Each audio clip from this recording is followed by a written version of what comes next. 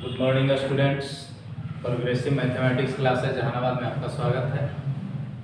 पिछले वीडियो में हमने प्रॉपर्टीज ऑफ एडिशन मैट्रिक्स के बारे में बताया, जिसमें बताए थे योग का क्रम विनिमय नियम, योग का क्रम विनिमय नियम और दूसरा योग का साहचर्य नियम, योग का साहचर्य नियम। आज हम आगे की ओर बढ़ते हैं। इस वीडियो में मल्टीप्लिकेशन ऑफ मैट्रिक्स मतलब आव्यूह का गुणनफल। दो मैट्रिक्स दिए हुए हैं, उसका गुणनफल निकालना है, मल्टीप्लाई करना है। तो किस तरीके से जो है दोनों मैट्रिक्स का गुणनफल निकाला जा सकता है, उसके बारे में आज बताने जा रहे हैं। इसके लिए कंडीशन है, शर्त है। दो मैट्रिक्स यदि दिए हुए हैं तो दोनों का गुणनफल निकालने के लिए कंडीशन दिया हुआ है। कंडीशन क्या है कि फर्स्ट मैट्रिक्स का कॉलम की संख्या बराबर होनी चाहिए सेकंड मैट्रिक्स के रो की संख्या के, रो की संख्या के। कंडीशन है दो मैट्रिक्स जो है दोनों का गुणनफल तभी निकाला जा सकता है जब पहला मैट्रिक्स का कॉलम की संख्या मतलब स्तंभ की संख्या दूसरे मैट्रिक्स के रो की संख्या के बराबर हो। जैसे एग्जांपल लेकर देखते हैं, ए कोई मैट्रिक्स है जिसके एलिमेंट 2 3 4 5, बी कोई मैट्रिक्स है जिसके एलिमेंट 1 2 3 4। ये दोनों मैट्रिक्स का गुणनफल निकालना है। सबसे पहले कंडीशन चेक करेंगे कि फर्स्ट मैट्रिक्स के कॉलम की संख्या और सेकंड मैट्रिक्स के रो की संख्या इक्वल है कि नहीं है। तो इस मैट्रिक्स के ऑर्डर को लिखते हैं। इसमें फर्स्ट रो सेकंड रो, रो की संख्या 2। तो ऑर्डर जब भी लिखा जाता है वह रो मल्टीप्लाई कॉलम। इसमें रो की संख्या 2 है और कॉलम की संख्या फर्स्ट सेकंड, कॉलम की संख्या भी 2। इसका ऑर्डर हो गया 2 मल्टीप्लाई 2। बी मैट्रिक्स से भी ऑर्डर निकालेंगे तो इसमें भी रो की संख्या फर्स्ट सेकंड, रो की संख्या 2, कॉलम की संख्या तो first column second column, column की संख्या 2। कंडीशन देखना है कि फर्स्ट मैट्रिक्स के कॉलम की संख्या, फर्स्ट मैट्रिक्स के कॉलम की संख्या 2 है, सेकंड मैट्रिक्स के रो की संख्या, सेकंड मैट्रिक्स के रो की संख्या 2 है। इसका मतलब फर्स्ट मैट्रिक्स के कॉलम की संख्या बराबर हो गया सेकंड मैट्रिक्स के रो की संख्या के। तब जाकर हम कहेंगे कि ए और बी मैट्रिक्स का गुणनफल ए बी निकाला जा सकता है। जब ए बी निकालेंगे तो ए के वैल्यू को लिखेंगे 2 3 4 5, बी के मान को लिखेंगे 1 2 3 4। जब मल्टीप्लाई करते हैं दोनों मैट्रिक्स का तो फर्स्ट मैट्रिक्स के रो को मल्टीप्लाई करेंगे कॉलम के साथ। फर्स्ट वाला टर्म फर्स्ट के साथ मल्टीप्लाई होगा, सेकंड टर्म सेकंड के साथ मल्टीप्लाई होगा। मल्टीप्लाई करके लिखते हैं तो 2 मल्टीप्लाई 1 2 प्लस 3 मल्टीप्लाई 3 9। इसके साथ हो गया इस रो का काम, इस रो का काम इसके साथ हो गया। तो इसी रो का काम इस कॉलम के साथ अब करेंगे। फर्स्ट के साथ सेकंड सेकंड के साथ 2 मल्टीप्लाई 2 4 प्लस 3 मल्टीप्लाई 4 12। इस रो से दोनों कॉलम का काम हो गया। अब सेकंड रो से दूसरे मैट्रिक्स के फर्स्ट कॉलम को मल्टीप्लाई करेंगे। करेंगे यहाँ पर, तब 4 मल्टीप्लाई 1 4 प्लस 5 मल्टीप्लाई 3 15। इस रो का इस कॉलम के साथ मल्टीप्लिकेशन हो गया, तो इसी रो का इसके साथ करेंगे। 4 multiply 2 8 plus 5 multiply 4 20।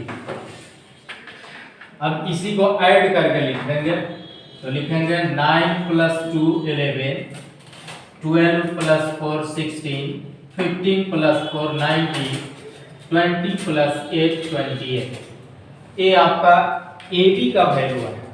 A B ए और बी मैट्रिक्स का गुणनफल है, जिसका रिजल्ट क्या आया, जिसका मान क्या आया 11 6 16 19 28। अब देखने वाली बात यह है कि मल्टीप्लाई जब ए और बी मैट्रिक्स का करेंगे तो मल्टीप्लाई के बाद जो न्यू मैट्रिक्स आएगा, ए बी जो न्यू मैट्रिक्स आएगा, उस मैट्रिक्स का ऑर्डर क्या होगा।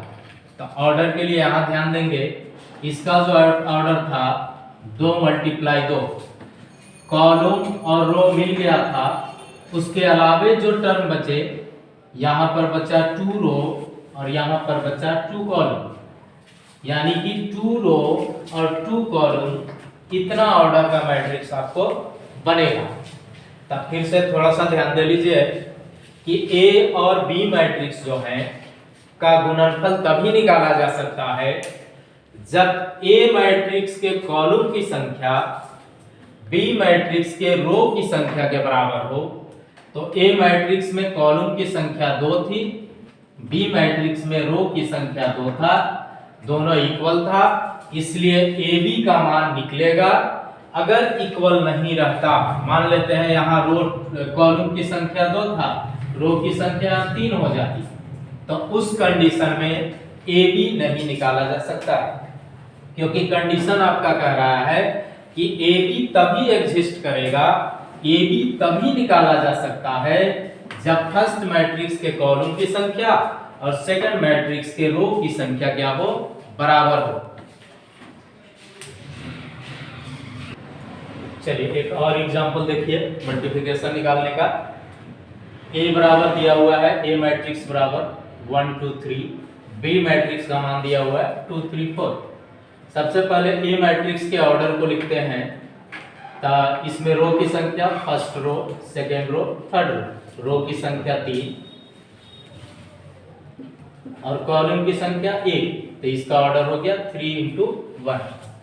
बी मैट्रिक्स का ऑर्डर देखा जाए तो रो की संख्या 1, कॉलम की संख्या first column, second column, third column. Condition क्या था, ए और बी मैट्रिक्स का गुणनफल निकालने के लिए, ए बी का मान निकालने के लिए कंडीशन क्या था कि फर्स्ट मैट्रिक्स के कॉलम की संख्या, फर्स्ट मैट्रिक्स के कॉलम की संख्या 1, सेकंड मैट्रिक्स के रो की संख्या, सेकंड मैट्रिक्स के रो की संख्या 1, दोनों इक्वल होनी चाहिए। यहां पर दोनों क्या है, इक्वल है, तब ए बी का मान निकाला जाएगा, तब ए बी का मान निकाला जा सकता है। चलिए ए के वैल्यू को लिखेंगे 1 2 3, बी मैट्रिक्स के वैल्यू को लिखेंगे 2 3 4। अब बारी बारी से मल्टीप्लाई करेंगे। मल्टीप्लाई कैसे करना है, तो ये रो को कॉलम के साथ करते हैं। 1 मल्टीप्लाई 2, 1 मल्टीप्लाई 2 2, इसके साथ हो गया इस रो का, तो इसी रो का अब इसके साथ करेंगे, तो 1 मल्टीप्लाई 3 3, इसी रो का अब इसके साथ भी करेंगे, तो 1 मल्टीप्लाई 4 4। इस फर्स्ट रो से जो है सारे एलिमेंट का मल्टीप्लाई हो गया। अब सेकंड रो से करेंगे, तो सेकंड रो 2 मल्टीप्लाई 2 4, इसी का करेंगे 2 मल्टीप्लाई 3 6, 2 मल्टीप्लाई 4 8। अब थर्ड रो से करेंगे, तो 3 मल्टीप्लाई 2 6, 3 मल्टीप्लाई 3 9, 3 मल्टीप्लाई 4 12। अब यहां बताएं कि दोनों मैट्रिक्स का जब गुणनफल निकालेंगे तो जो नया मैट्रिक्स आएगा वह कितने ऑर्डर का आएगा, तो याद ध्यान दीजिए ए मैट्रिक्स में जो रो की संख्या बचा और बी मैट्रिक्स में जो कॉलम की संख्या बचा, दोनों को मल्टीप्लाई करिए, उतना ऑर्डर का आपका नया मैट्रिक्स बनेगा। मतलब ए बी जो नया मैट्रिक्स तैयार हुआ वह कितने ऑर्डर का होगा, तब फर्स्ट मैट्रिक्स के रो की संख्या और सेकंड मैट्रिक्स के कॉलम की संख्या, ये दोनों के मल्टीप्लाई के बराबर जो है ए बी मैट्रिक्स का क्या होगा, ऑर्डर होगा। मतलब ए बी का ऑर्डर हो गया 3 × 3। एक और एग्जांपल देखिए, अलग अलग तरह के एग्जांपल इसलिए बताया जा रहा है ताकि आपका एक्सरसाइज का जो सारा क्वेश्चन है, चाहे वह एनसीईआरटी बुक का हो, केसी सिन्हा का हो या अदर कोई भी प्रकाशन के बुक का जो क्वेश्चन है वह आपसे आसानी से बन सके, इसलिए यहाँ हम एग्जांपल जो है ज़्यादातर बता रहे हैं ताकि प्रॉब्लम सॉल्व करने में आप लोग को किसी तरह का कोई दिक्कत नहीं हो। देखिए यहाँ पर एक और एग्जांपल लिए हैं, ए मैट्रिक्स बराबर 1 - 2 2 3, बी मैट्रिक्स बराबर 1 2 3 2 3 1। दोनों के ऑर्डर को लिखेंगे, फर्स्ट रो सेकंड रो की संख्या 2, फर्स्ट कॉलम सेकंड कॉलम की संख्या 2। बी मैट्रिक्स के ऑर्डर को लिखेंगे, फर्स्ट रो सेकंड रो की संख्या 2, first column second column third column की संख्या 3। कंडीशन क्या है, मैट्रिक्स को मल्टीप्लाई करने का कंडीशन है कि फर्स्ट मैट्रिक्स के कॉलम की संख्या कितना है, 2, सेकंड मैट्रिक्स के रो की संख्या के बराबर होना चाहिए। यहाँ पर तो कंडीशन को फुलफिल कर रहा है, फर्स्ट मैट्रिक्स का जो कॉलम की संख्या है वह सेकंड मैट्रिक्स के रो की संख्या के क्या है, बराबर है, तब जाके ए बी का मान निकाला जा सकता है। तो ए बी बराबर लिखेंगे, ए के वैल्यू को 1 - 2 2 3, बी मैट्रिक्स के वैल्यू को लिखेंगे 1 2 3 2 3 1। अब इसको मल्टीप्लाई करेंगे, रो को कॉलम के साथ मल्टीप्लाई करते हैं, 1 × 1 प्लस -2 × 2, तो -4, यहां पर हम लिख देते हैं -4, इसके साथ हो गया। इसी रो को अब सेकंड कॉलम के साथ करेंगे, तो 1 × 2 2, -2 × 3, तो -6। अब इसी रो को तीसरा कॉलम के साथ करेंगे, 1 × 3 3, -2 × 1 -2। अब चलेंगे सेकंड रो की तरफ, सेकंड रो को करेंगे फर्स्ट कॉलम के साथ, 2 × 1 2 प्लस 3 × 2 6। अब सेकंड कॉलम के साथ करेंगे, 2 × 2 4 प्लस 3 × 3 9। अब थर्ड कॉलम के साथ करेंगे, 2 × 3 6 प्लस 3 × 1 3। अब सारे को ऐड कर देंगे, 1 - 4 -3, 2 - 6 -4, 3 - 2 1, 6 + 2 8, 9 + 4 13, 6 + 3 9। ये आपका ए बी का मान आ गया। ए बी का जो मान आएगा वो फर्स्ट मैट्रिक्स के रो और सेकंड मैट्रिक्स के कॉलम के गुणनफल के बराबर आएगा। इसका मतलब 2 × 3 ऑर्डर का ये मैट्रिक्स, नया जो मैट्रिक्स आएगा वह 2 × 3 ऑर्डर का मैट्रिक्स आपको आएगा। ए बी का मान हम लोग निकाल लिए। अगर आपसे कहा जाए कि ए और बी मैट्रिक्स का गुणनफल निकालना है, मतलब ए बी नहीं निकालना है, बी ए का मान निकालना है, तब आपको देखना होगा कि क्या बी ए एग्जिस्ट करता है, फर्स्ट कंडीशन को फुलफिल करता है कि नहीं करता है। तब बी ए निकालने का मतलब बी मैट्रिक्स का वैल्यू लिखिए आप 1 2 3 2 3 1। ए मैट्रिक्स के वैल्यू को लिखें 1 - 2 2 3। दोनों का ऑर्डर को लिखेंगे, बी मैट्रिक्स का ऑर्डर 2 रो कॉलम 3 यानी कि 2 × 3, ए मैट्रिक्स का ऑर्डर 2 मल्टीप्लाई 2। कंडीशन क्या कह रहा है कि इस मैट्रिक्स का कॉलम और इस मैट्रिक्स का रो की संख्या बराबर होनी चाहिए। यहाँ पर देखिए बी मैट्रिक्स के कॉलम की संख्या 3 है, जबकि ए मैट्रिक्स के रो की संख्या 2 है। मतलब यहाँ पर इक्वल नहीं हो रहा है। बी मैट्रिक्स के कॉलम की संख्या नॉट इक्वल ए मैट्रिक्स के रो की संख्या।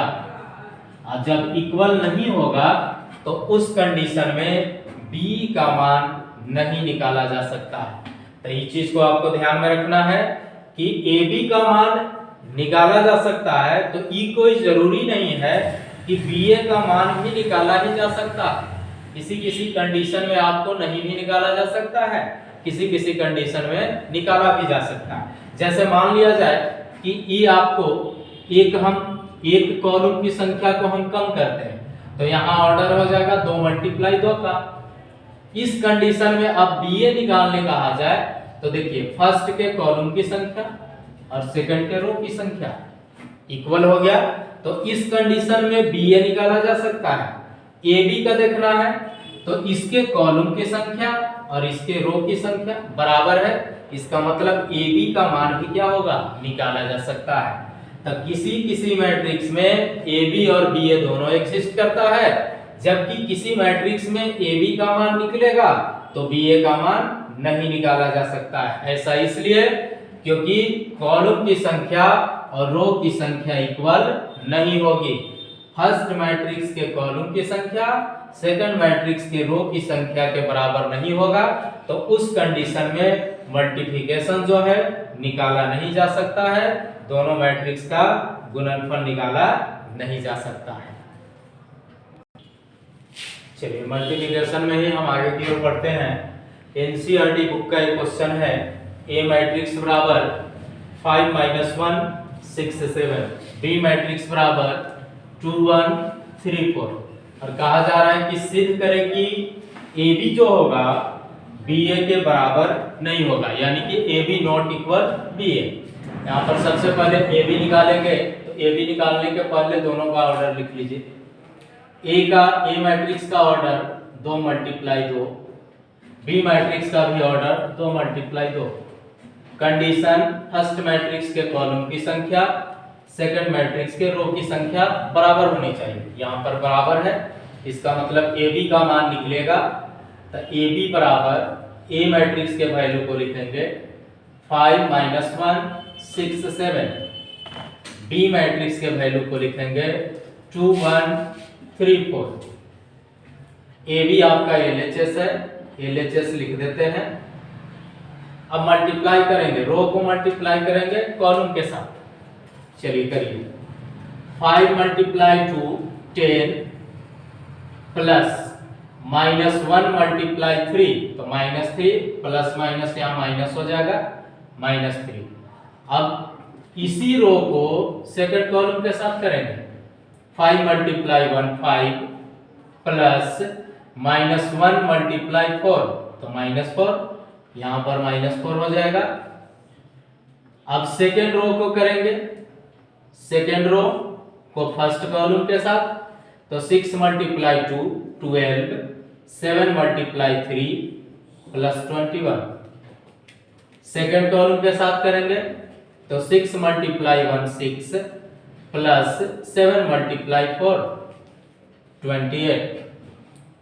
निकालेंगे, 10 - 3 7, 5 - 4 1, 12 प्लस 21 33, और 28 प्लस 6 34। ये ए बी का मान आपको यानी कि एलएचएस का मान आपको आ गया 7 1 33 34। अब आरएचएस का मान भी निकाल लीजिए। आरएचएस में आपको दिया हुआ है बीए बराबर, तो बीए एग्जिस्ट करेगा कि नहीं करेगा, सबसे पहले उसको देख लीजिए। तो बीए कहने का मतलब बी के कॉलम की संख्या 2 है, ए के रो की संख्या के बराबर होना चाहिए। ए के रो की संख्या 2 है, इसका मतलब बी ए एग्जिस्ट करेगा, तो बी ए के मान को भी निकालेंगे। बी का वैल्यू 2 1 3 4, ए मैट्रिक्स का वैल्यू 5 -1 6 7। रो को कॉलम के साथ मल्टीप्लाई करेंगे। 2 × 5 10, 1 × 6 6। अब इसी को सेकंड कॉलम के साथ करेंगे। 2 × -1 तो -2, 1 × 7 तो 7। अब सेकंड रो को करेंगे फर्स्ट कॉलम के साथ, सेकंड रो को फर्स्ट कॉलम के साथ। 3 × 5 15 प्लस 6 × 4 24।